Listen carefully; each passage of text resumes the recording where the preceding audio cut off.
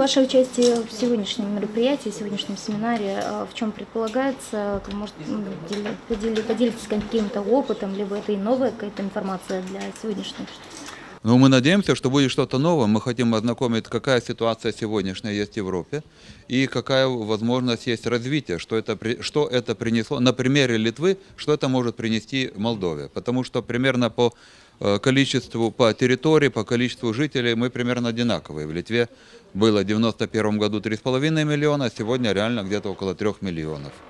Молдова примерно столько же, сколько знаем. И вот мы видим то, что какие изменения. Вот даже сегодня увидели, я в прошлый раз был в Камрате в мае месяце прошлого года, я вот уже говорил с коллегами, что мы приехали очень быстро и очень хорошо, уже дорога есть, вот она сделана, она действительно другая, чем было 1,5 года назад.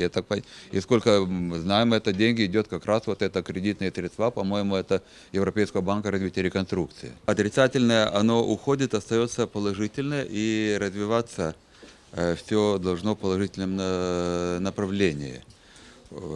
Но сегодня вот Литва уже в Европейском Союзе 12 лет, 2004 года мая месяца, и действительно очень большие изменения, мы это видим, на себе чувствуем.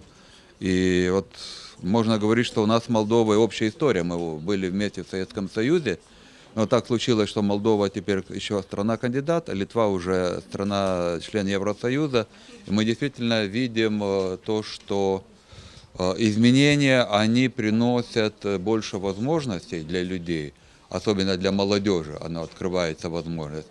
Возможно, они сложнее воспринимаются людьми более старого поколения, которые родились еще до Второй мировой войны, им это уже сложно воспринять, как что. Но, однако, так на примере своей мамы могу сказать, что она говорит, что теперь сложнее жить, она говорила, потому что раньше читал одну газету, и все было понятно. Теперь берешь одну газету, написано по одному, а вторую газету, там другое мнение. Теперь, говорит, надо думать про то. А где же правда? Конкретные примеры, допустим, это влияние в экономике, это очень большие структурные проекты, которые идут, реконструкция дороги, реконструкция сетей инженерных.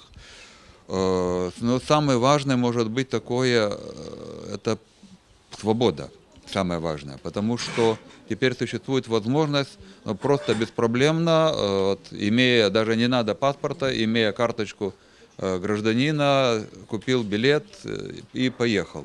Куда хочешь, даже не надо билет, студенты даже вот на попутках ездят себе спокойно из любого города в Литвы, в Берлин, или можно добраться дальше, там прямо до океана. Вы говорили о том, что некоторые проблемы уже были решены в вашей стране. Какие области, в первую очередь, проблемы в каких областях были решены? Можно несколько акцентов сделать. Одно – это и экономика, конечно, потому что Литва как страна более бедная была, когда вошла в Евросоюз, получила достаточно много европейской помощи в экономическое развитие.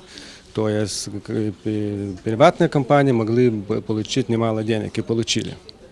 Также можно акцентировать окружающую среду, потому что у нас очень много улучшилось качество воды, и очень много где поменялись энергетические, вся структура, энергетическая независимость получила. Мы можем покупать сейчас энергетические ресурсы не из одной страны, а из нескольких стран. И также можно указать на образование. Очень много мы получили денег на образование так научных программ, так на инфраструктуру образования. Почти каждая школа, каждый университет почувствовал эту пользу. Основными направлениями, которые нам стоит перенять у Европейского Союза, это партнерство. То есть мы должны научиться работать совместно с властью, с экономическими агентами, с гражданским обществом. Мы должны поучиться у Европейского Союза, как работают экономические агенты, потому что на сегодняшний день экономические агенты не заинтересованы в том, чтобы помогать обществу. Это тоже очень важно. Помимо этого, конечно же, хотелось бы, чтобы была больше транспарентность и побольше проектов, которые направлены на культуру и на спорт.